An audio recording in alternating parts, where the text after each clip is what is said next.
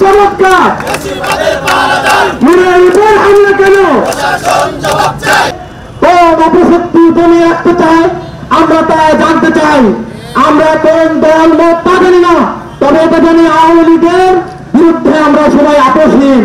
আজ থেকে এখন থেকে বাংলাদেশে জাতীয় পার্টির রাজনীতি করার অধিকার থাকবে না।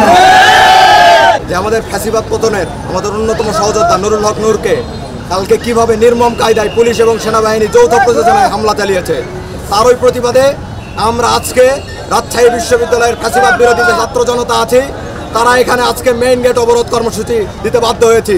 এই নূর যেই পরিমাণ মার খাইছে, মানে ফ্যাসিবাদের বিরুদ্ধে সে একা যেই পরিমাণ লড়াই করছে 2017 সাল থেকে শুরু করে আজ পর্যন্ত, সেটার ফলাফল কি আমরা পাইছি কিন্তু 2024-এর গণঅভ্যুত্থানে।